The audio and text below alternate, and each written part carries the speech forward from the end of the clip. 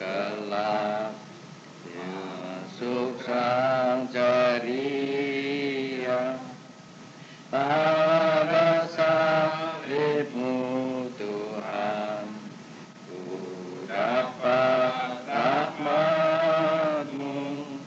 Saya bintang fajar terang menyinari daku. Salib-Mu, salib-Mu bagiku mulia, hingga jiwaku kelak masuk rang ceria.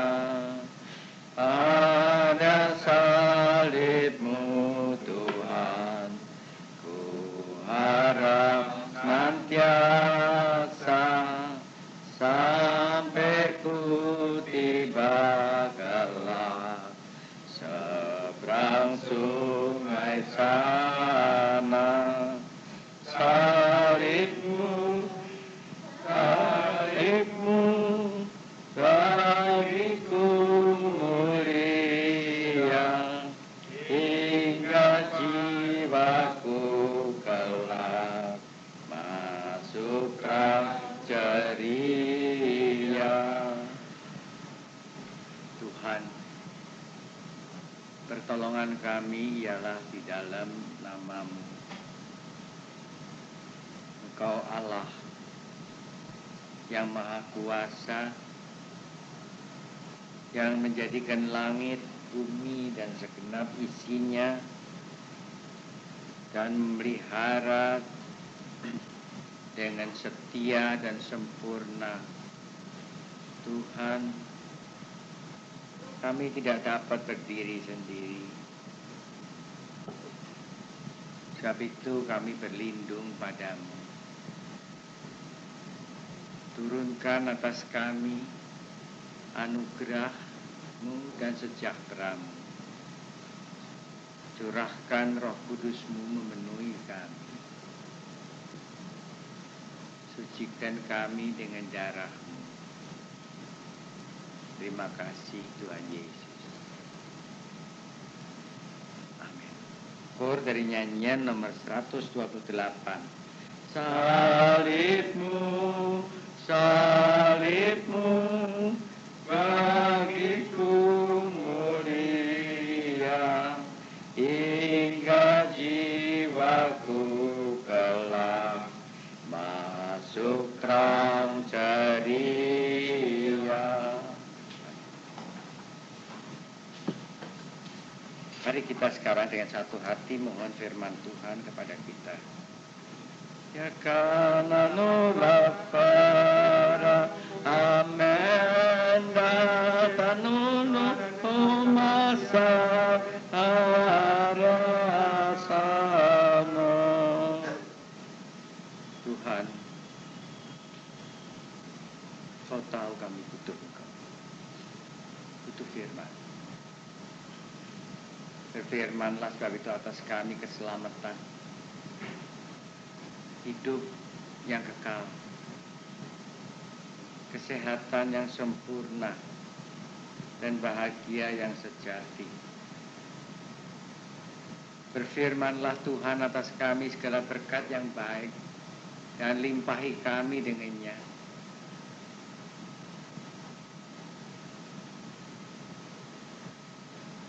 Pakai siapapun yang Kau mau pakai. Perintahkan kami Tuhan.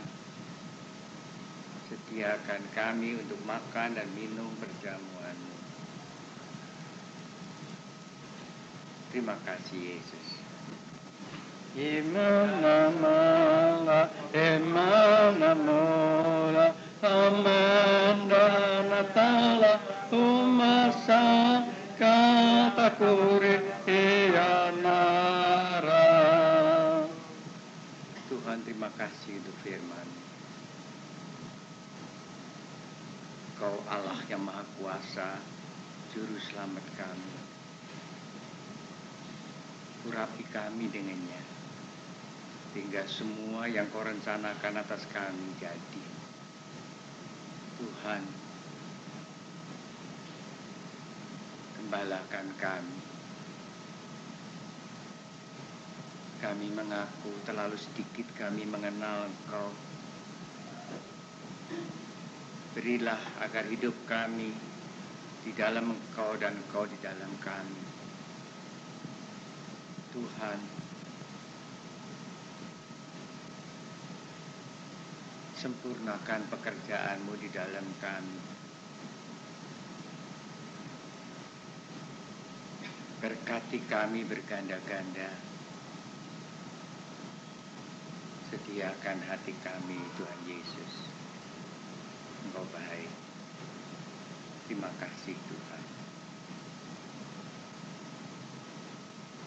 Amin. Sementara kita memuji dengan nyanyian nomor 130. Nyanyian nomor 130 pada saudara-saudara diberi kesempatan membawa persembahan syukur dan perpuluhan saudara. Nyanyian nomor 130. Kulayani Tuhanku, suabat yang benar, rahmat-Nya ku alami, suaranya ku dengar. Ku yakin Kristus hidup kini dan selamanya. Bila ku perlukannya, dekatlah Dia. Benar, benar, ya Kristus hiduplah. Ku rasa dahulu hadirnya di dalam dunia. Benar, benar, Dia juru selamatku. Ku tahu benar, Dia hiduplah di dalam hatiku. Di dunia sekelilingku nampaklah kasih-Nya. Meski hatiku risau, ku tak putus asa. Ku tahu Dia memimpinku lewat cobaan berat. Saat kedatangannya telah dekat. Benar, benar, ya Kristus hiduplah. Ku rasa selalu hadirnya di dalam dunia. Benar, benar, Dia juru selamatku. Ku tahu benar, Dia hiduplah di dalam hatiku. Bersukalah hai Kristen, nyaringkan suaramu. Pujilah haleluya, Kristuslah Rajamu. Dialah pengharapan, penolong umat-Nya, dan kasih setia-Nya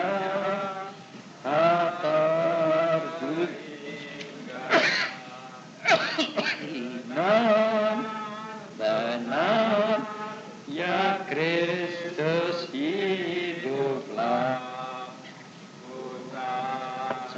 Saat hadirnya di dalam dunia.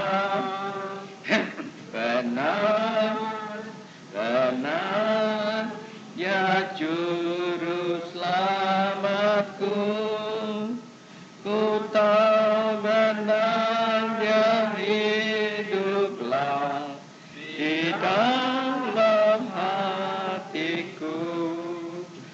kita berdiri. Tuhan, bahwa kami boleh membawa persembahan syukur dan perpuluhan kami adalah anugerah-Mu. Karena dengannya kami boleh menyaksikan bagaimana Engkau memelihara kami dengan setia dan sempurna dari saat ke saat.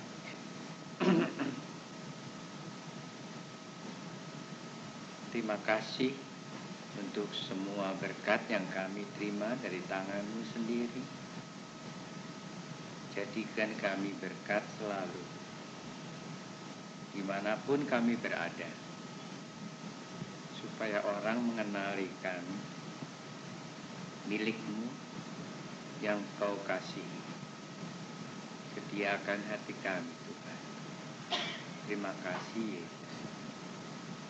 Yo ya batamene maraladekat maro akasana taras dumendana. Amin. Kita baca firman Tuhan dari kitab Wahyu pasal yang ke-22 ayat yang ke-20. Wahyu 22 ayat yang ke-20 begini bunyinya. Ia yang memberi kesaksian tentang semuanya ini berfirman, "Ya, aku datang segera." Amin. Datanglah Tuhan Yesus. Saudara, Dia datang segera. Tidak pernah Dia terlambat. Bodoh orang yang menyangka bahwa Tuhan bisa terlambat. Dia tidak pernah terlambat. Saudara punya masalah apapun, saudara punya keadaan bagaimanapun, Dia tidak datang terlambat. Yang bisa terjadi ialah bahwa saudara tidak nunggu Dia, dan Dia datang saudara nggak tahu. Nah, ini bisa terjadi. Dan kalau ini terjadi di akhir zaman ini, saudara celaka. Saya kasih tahu saudara, kita ini bukan main-main loh sebetulnya. Saudara dan saya duduk di sini ini bukan main-main. Kita ini menjalani jalan. Kita rasakan dipercepat Tuhan menuju kepada akhirnya. Dan saudara jangan saudara nganggap enteng, nganggap remeh. Akhir zaman, ya akhir zaman. Akhir zaman itu nanti adalah titik krusial, titik yang menentukan saudara selamat apa enggak. Kita nggak mikirkan selamat enggaknya. Saudara, yang kita sekarang itu pikirkan dan lakukan itu adalah perkara-perkara yang sama sekali nggak ada hubungannya dengan akhir itu. Akhir ini adalah saat di mana kita menentukan hidup kita ini berhasil apa enggak. Hidup kita ini ada gunanya atau bocai, nggak ada gunanya. Ini yang menentukan nih. Dan saudara, kalau saudara meleset jalan, nyesel tidak seumur hidup lagi selama-lamanya. Kita nggak bisa bayangkan apa yang sedang terjadi. Kita terlalu kecil untuk mengerti. Kita seringkali kita bodoh, usil dengan perkara-perkara yang benar tidak ada gunanya. Saudara, kalau saya ngajarkan saudara untuk ikut Tuhan, dengar suaranya, itu karena saya nggak ngerti besok pagi itu apa. Kalau saya ngerti, saudara akan kasih tahu saudara kuncinya, potong jalan aja langsung ke akhirnya. Tapi saya nggak tahu. Kita nggak bisa, tahu juga nggak bisa. Saya cuma tahu satu-satunya jalan yang selamat ialah bahwa saudara itu ikut Tuhan. Jangan pernah merasa puas. Saudara ikut dari saat ke saat, jangan sampai saudara nyimpang ke kanan dan ke kiri. Sebab saya nggak tahu besok pagi gimana. Saya enak seneng aja kalau saya bisa bilang sama saudara, ya udah nggak apa-apa, saudaranya apa yang saudara itu nggak apa-apa. Tapi saya nggak bisa. Saya cuma tahu bahwa Tuhan datang segera. Dia tidak memperlambat. Dan bahagia kalau saudara bisa bilang amin.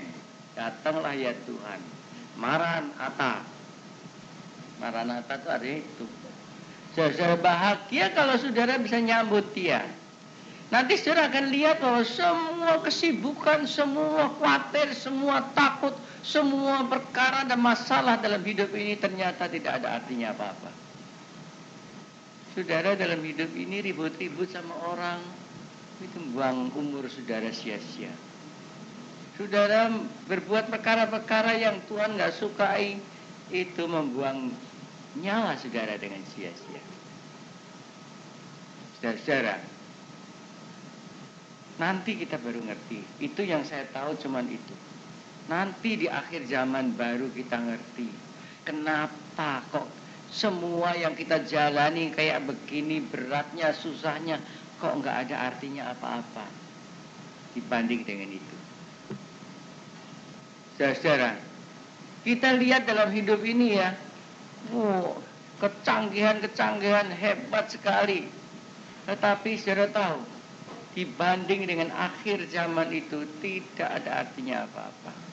Dunia ini makin canggih.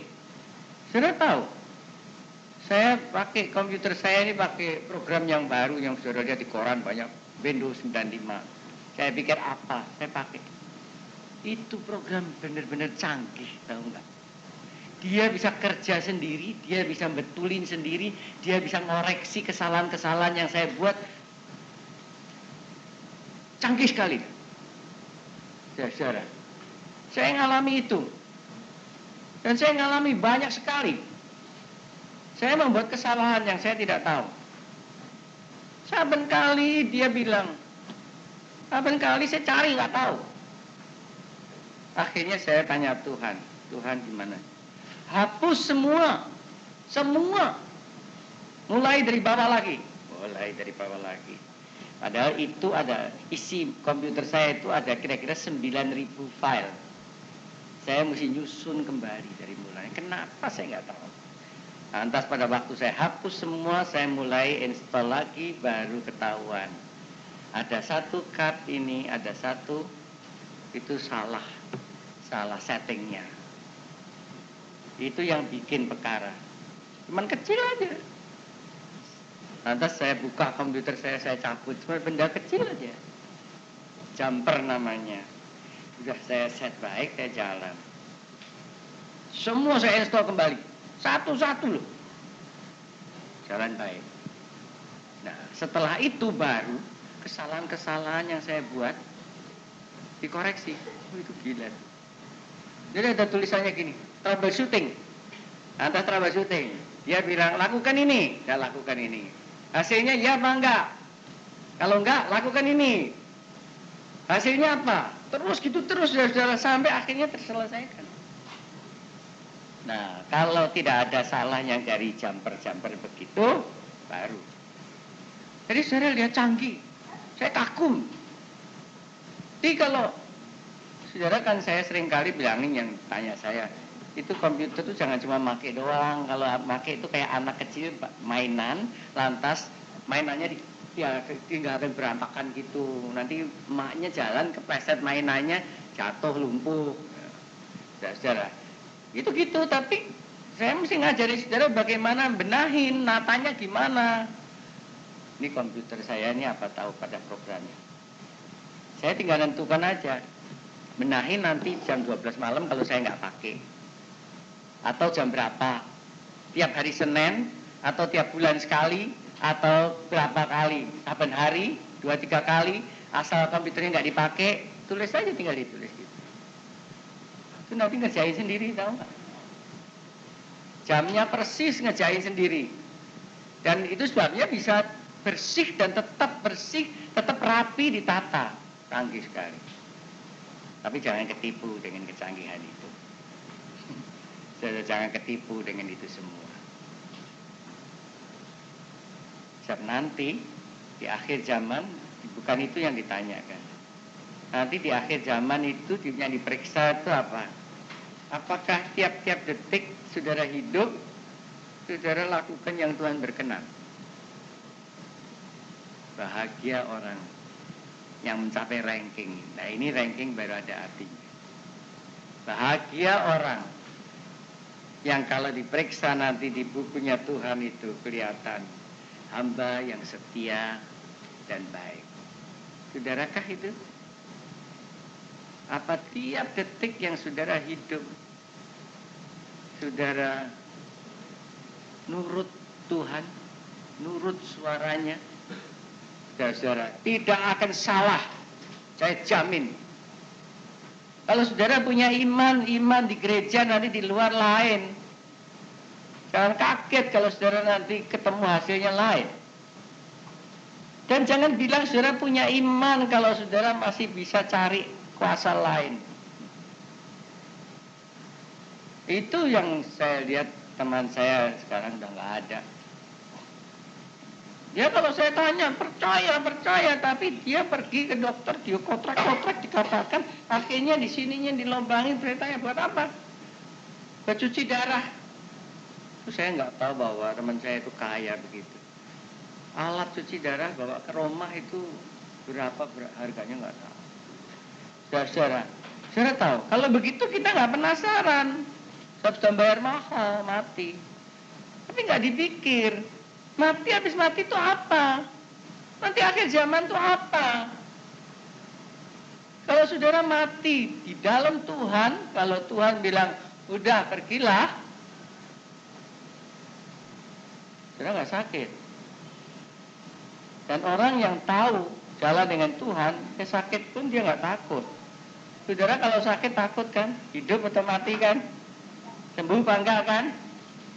Saya diajarin hidup begini. Saya sakit, saya nggak masalah kapan saya baik. Sebab apa? Ada orang tanya saya, kok belum baik? Biarin aja, nanti satu hari kan baik. Saudara bisa bilang gitu? Kalau saudara sakit, nanti satu hari kan baik. Bukan moga-moga baik, enggak. Pasti, kapan nggak masalah. Jadi saudara-saudara, kalau kita jalan nurut Tuhan, kita bisa punya pegangan itu. Tapi kalau saudara punya iman, ya iman. Tapi perbuatannya lari ke sana sendiri, itu namanya kan bukan iman kan. Itu namanya kan berubah setia kan. Saudara, kita nggak mikir itu. Saya kan lama nggak pernah bicarakan ini. Sampai sekarang baru saya berani bicarakan karena saya tahu jawabnya. Dari dulu kan saya diam aja. Saya nggak melarang saudara kemana. Tapi ingat bahwa nanti di akhir zaman itu diperiksa semua. Apa yang saudara lakukan setia. Dan kalau satu detik saudara tidak setia, itu namanya berubah setia. Namanya khianat. Setia saudara sebelumnya itu nggak ada artinya apa-apa. Saudara kayak orang yang mulai baru. Tapi nggak apa-apa. Saudara mau mulai baru aja. Saya baru ngerti, betulin itu sama menghapus itu lain ya. Saya betulin komputer saya, salahnya bobol di sana, sini bobol di sana. Akhirnya Tuhan bilang, hapus. Nah saya baru ngerti. Kalau dia menghapus dosa saudara dan saya, itu kita berarti mati bersama-sama dengan dia dan lahir bersama-sama dengan dia. Lahir baru, yang lama nggak ada lagi. Dan itu jangan takut, saudara nggak akan ketinggalan. Hari Jumat pagi saya mulai menghapus. Saya itu nggak mau meninggalkan di rumah saya itu sesuatu yang belum selesai, dan Tuhan tahu itu. Hari Jumat pagi saya kerjain, Jumat malam selesai semua. Sabtu saya tinggalin komputer saya, rumah saya dengan dalam keadaan baik. Tuhan tahu itu. Sebab itu saudara-saudara, dia kasih jalan yang sederhana. Kalau saudara sekarang mau dihapus dosa saudara, berarti itu dihapus salah saudara. Nah kalau sudah dihapus salah, bisa dikotorin lagi. Bisa dimasukkan salah lagi. Kecuali kalau sudah dihapus dosa saudara, kecuali saudara mulai jalan langkah demi langkah dengan Tuhan. Jangan mikirin besarnya salah yang saudara lakukan. Jangan mikirin besarnya perkara rusak yang saudara rusakkan. Jangan mikirin itu. Tapi lihat ke depan. Jalan langkah demi langkah. Dengar suara Tuhan. Supaya saudara jalan menuju kepada titik akhirnya itu dengan baik. Supaya saudara bisa berkata, ya Tuhan datanglah segera. Amin. Datanglah Tuhan Yesus. Sampai saya bilang gitu. Maranatha. Amin. Saudara, tanpa ada salah, suci di hadapan Tuhan. Jangan mikir riwayat saudara yang lalu. Yang lalu selalu memang jelek. Nah, jangan bilang saudara yang lalu baik, yang lalu pasti jelek. Carilah yang di depan. Carilah sehingga saudara boleh hidup di jalannya Tuhan, jalan yang sempurna. Di Mazmur 68 ayat 20. Mazmur 68 ayat 20 kita baca firman Tuhan begini bunyinya.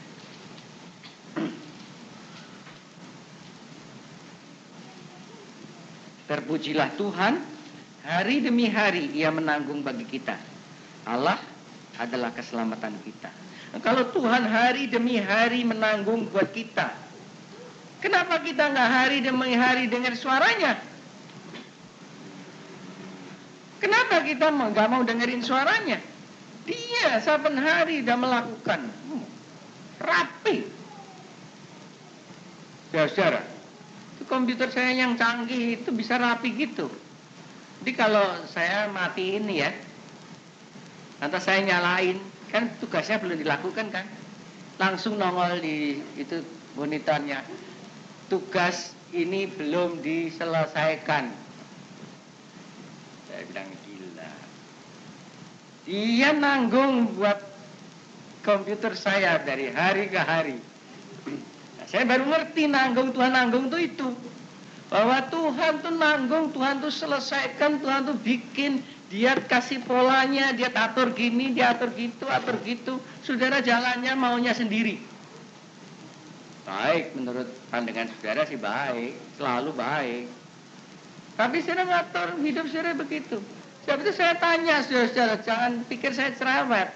Apa saudara bisa bilang dari pagi sampai malam, semua yang saudara lakukan itu berkenan kepada Tuhan? Jangan bilang, tentu aja, saya ke gereja, saya nolong orang kan berkenan kan? Siapa bilang, nolong orang kalau nggak disuruh itu jahat. Saudara tahu? Apa saudara bisa bilang, ya, amin, saya telah turut Tuhan? Nah, nggak malu nanti. Kalau saudara ngamuk-ngamuk, hari ini tadi pagi-pagi udah ngamuk-ngamuk, itu nurut Tuhan, bilang. Tanya dong, nurut apa enggak?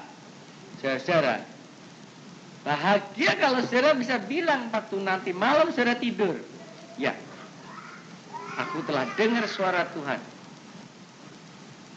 Dan saudara lihat, nanti saudara lihat Tuhan itu begitu open.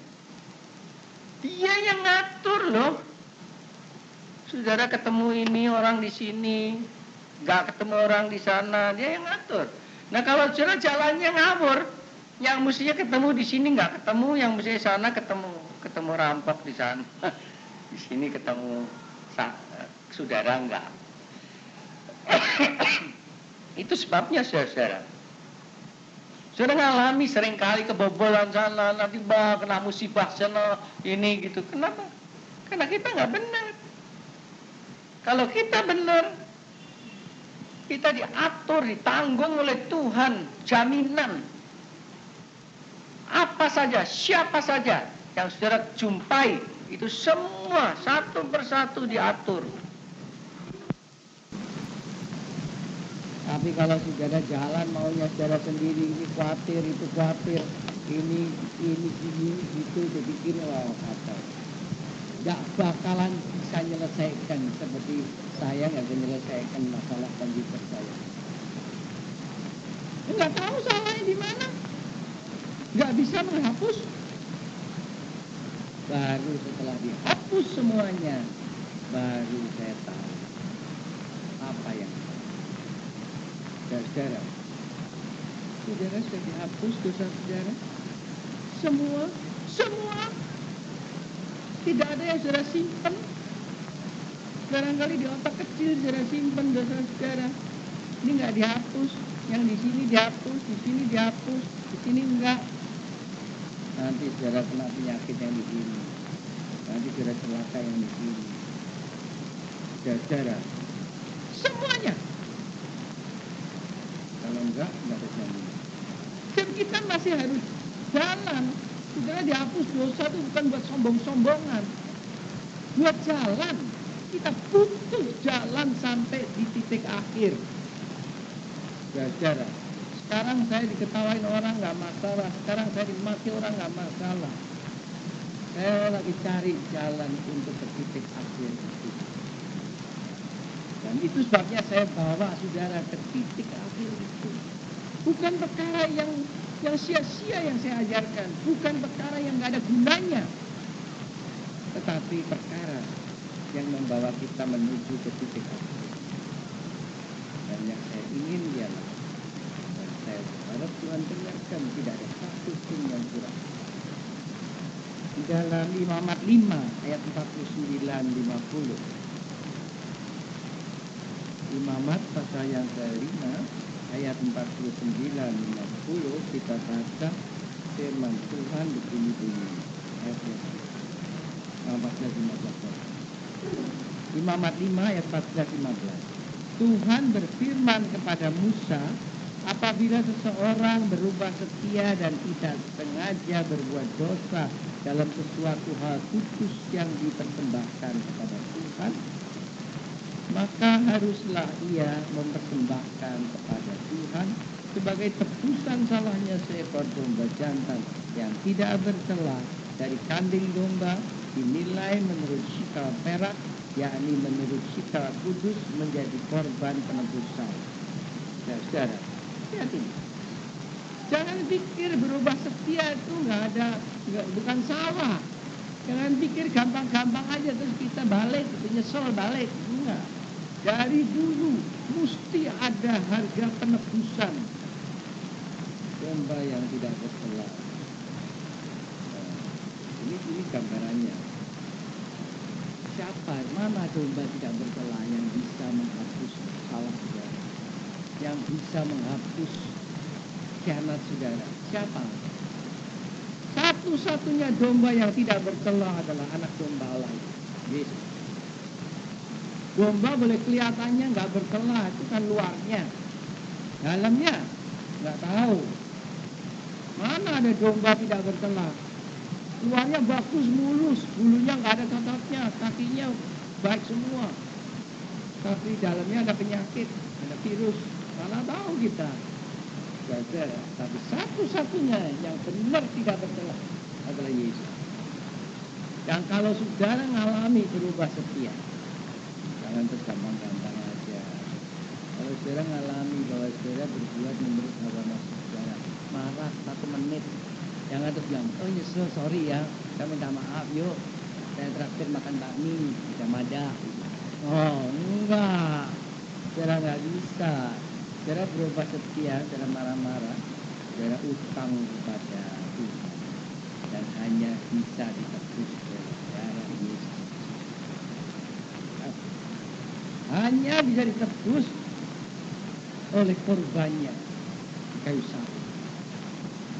Saudara, tapi kita nggak peduli. Kita seringkali nggak peduli, ada salah juga nggak apa-apa, nggak kelihatan gitu. Karena tahu salah kecil itu jadi besar. Salahnya cuma kecil, saya bilang saudara, saya salahnya itu cuma itu ada jumper itu dipasang, dan ini konflik bentrok sama lainnya, itu tempatnya orang lain diambil. Saudara nggak kelihatan salahnya. Nanti tahu-tahu tuh nongolnya itu apa? Saya bikin surat, saya mau ngeprint, katanya tidak ada printer. Saya masa nggak ada printer juga, tetap nggak bisa ngeprint. Saya lihat semuanya nggak bisa ngeprint semua. Dari mana salahnya? Oh semua sudah dilakukan beres. Salahnya kan tidak timbul. Yang kalau jatuh hilang nggak ketemu lagi. Tapi saya nyimpannya itu susah, saya cabut itu saudara. Saya simpan dipasang selotip dulu yang gede, itu dia kelihatan. Dan kalau kecil itu nggak kelihatan, nanti mungkin pembantu saya pikir itu apa, dibuang itu saudara. Saya simpan rapi. Pada satu saat saya simpan rapi di mana ya? Jadi saya cari di tempatnya, saya bikin tempat yang begitu jelas. Saudara, itu nggak bisa dibeli barang itu. Kita nggak bisa beli di Glodok sana, di Arko sana barang begitu. Nggak jual orang. Jadi saudara tahu, hanya salah yang tidak kelihatan. Apa saudara pasti bahwa di dalam saudara tidak ada salah yang tidak kelihatan? Yang saudara sendiri nggak tahu? Tahu pasti? Saudara, usahakan supaya saudara tahu pasti di dalam saudara tidak ada salah. Orang lain barangkali mikir itu komputer sampai kali mesti di ini, sampai kali mesti dihapus sampai kali. Saya punya kok enggak, seumur hidup saya kok tenang. Ya iya, aneh. Kalau saudara nggak coba, nggak nyari yang sempurna, ya iya. Acak-acakan uang apa? Saudara tahu. Tapi saya nggak mau. Dalam hidup saya juga saya nggak mau. Ada orang yang hidup cincailah, itu aja juga jalan, boksu. Yang kaki satu juga jalan, yang mata satu juga jalan, tanpa mata juga jalan. Jajar, apalagi kalau sekarang orang cacat gitu mulia-muliakan, jalan. Jajar. Tetapi bukan itu. Akhirnya nanti bayangkan kalau saudara dan saya seperti orang yang bilang sehat walafiat, akhirnya di dalamnya ada penyakit 15. Nanti saudara di akhir, kalau penyakit gampang, nanti saudara di akhir zaman tahu-tahu, waduh, itu cacatnya itu begitu banyak sampai Tuhan bilang out. Gimana? Di dalam Lukas 23 ayat 42. Lukas pasal yang ke-23 ayat yang ke-42, kita baca firman Tuhan begini.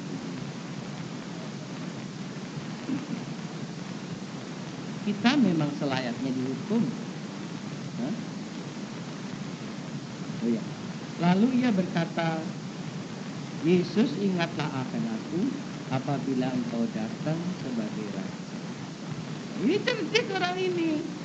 Dia boleh riwayatnya dia jahat, dia membuat kesalahan jahat, dia membuat dia dihukum, hukum kutuk. Ya, tapi dia lihat Yesus, dia pakai kesempatan. Kasihan saya. Saudara bisa pakai kesempatan. Tiap kali sudah makan dan minum berjamuan, sudah bisa ngambil kesempatan itu. Hapuskan salah saya. Hapuskan. Nah, saudara tahu kalau sudah dihapuskan, what next? Nah, orang suka nggak pikir. Kalau sudah dihapuskan, saudara kalau baju saudara kotor, ganti baju putih. Putihnya orang Jepang dulu. What next? Jangan duduk di becak yang sandarannya luntur sampai romo atau plek merah gitu kan, baju kotor gitu, baru ganti. Ya baru ganti terus baru dikotorin, saudara. Nah banyak orang itu baru dihapus, baru dikotorin pula. Kalau sudah dihapus, hati-hatilah ya. Tahu kalau saudara naik becak begitu bawa kertas putih, jangan kertas koran ngeplek, kertas putih taruh di belakangnya, duduk nyandar gini. Saudara tahu, jangan membuat kotoran lagi, jangan berbuat dosa lagi. Dan bagaimana caranya supaya tidak berbuat dosa? Yaitu tidak lain dengan dari langkah ke langkah dengerin Tuhan dan nurut. Saudara, memelihara dirimu suci. Saudara sudah dihapus? Itu pertanyaan saya yang pertama. Mau dihapus? Silahkan dihapus. What next? Jalan apa ini? Kalau saudara tetap mau jalan yang ngawur, dihapus, kotorin lagi, ya udah. Saya nggak tahu kapan terakhir Tuhan bilang cukup udah, nggak lagi. Jangan sampai Tuhan berbuat itu. Saudara, asal kita mau datang kepada Tuhan, hari ini kita datang. Jangan merasa bahwa kita nggak punya dosa. Ada banyak kesalahan-kesalahan yang tidak sengaja. Bawa kepada Tuhan. Supaya dia mengampuni. Saudara, jangan saudara puas dengan hidup saudara. Periksa yang betul, jangan sampai nanti di akhir. Saya ngeri itu selalu. Hamba Tuhan berhasil, hebat. Nanti dekat akhir hidupnya itu menyesal. Kalau saya bilang hamba Tuhan itu tidak cuma pendeta aja. Akhir hidupnya itu loh. Apa saudara di akhir hidup itu seperti orang yang sudah dekat Roma dan tahu akan ditunggu oleh sana kekasihnya, dan saudara makin dekat makin seger. Atau saudara seperti orang yang akan dibawa ke penjara, makin dekat tujuannya makin susah. Saudara, bagaimana dengan saudara? Di dalam Yohanes 9 ayat 1 sampai 3. Yohanes pasal yang ke-9 ayat 1 sampai 3. Kita baca firman Tuhan ini bunyinya. Waktu Yesus sedang lewat, ia melihat seorang yang buta sejak lahirnya. Murid-muridnya bertanya kepadanya, Rabi, siapakah yang berbuat dosa? Orang ini sendiri atau orang tuanya, sehingga ia dilahirkan buta? Jawab Yesus, bukan dia dan bukan juga orang tuanya, tetapi karena pekerjaan Allah harus dinyatakan di dalam dia. Murid-muridnya itu tanya begitu karena dia nggak tahu bagaimana nyembuhkan, bagaimana nolong orang itu. Kita juga gitu, kalau kita nggak tahu bagaimana kita mau selamat, bagaimana kita mau ditolong, cuma ngomong aja, bantah-bantahan, nanti terus seminari, terus apalagi gitu, saudara. Saudara tahu. Tapi Yesus, dia lihat, dia tolong. Karena dia bisa nolong. Saudara, jangan ngomong banyak, jangan bantah-bantahan, jangan mikir-mikir, jangan macam-macam. Sederhana, datanglah kepada Tuhan. Cuma itu aja. Datanglah. Sebagaimana saudara ada. Saya itu sekarang baru ngerti. Saya dengan riwayat hidup saya yang jelek sekali. Kenapa saya bisa nikmati kasih sayangnya Tuhan besar sekali. Saya baru ngerti. Bukan masa lalu yang penting, yang ada di depan. Saudara berbuat apa? Tahu nggak bahwa saudara jalan saat ini menurut kehendak Tuhan? Saat ini dulu mulai, jangan nanti kalau pulang. Saat ini. Kalau saat ini saudara jalan berkenan pada Tuhan, teruslah jalan itu.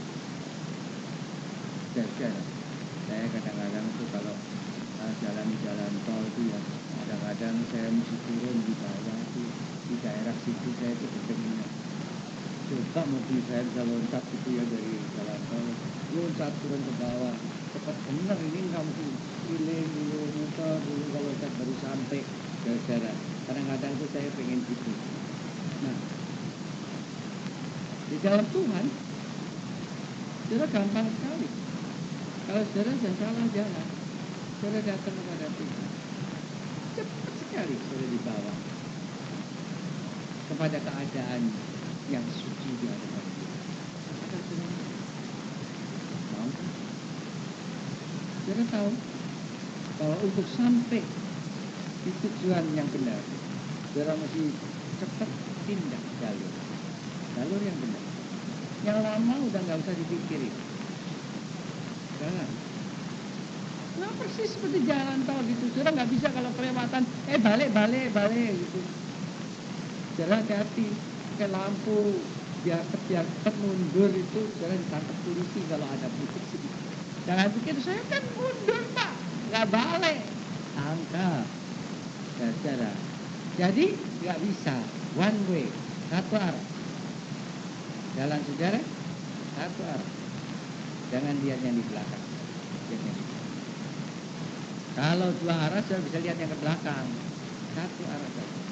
Dan satu-satunya yang bisa bawa saudara benar di jalan yang benar adalah Yesus. Yang bayar dengan harga mahal dan tunai. Lebus saudara. Orang yang nyimpang itu mikirin ke belakang. Jangan mikir ke belakang, jangan noleh ke belakang. Lihat ke belakang. Urut dia sekarang. Dan saudara akan selamat. Ya kalau tersalah, ya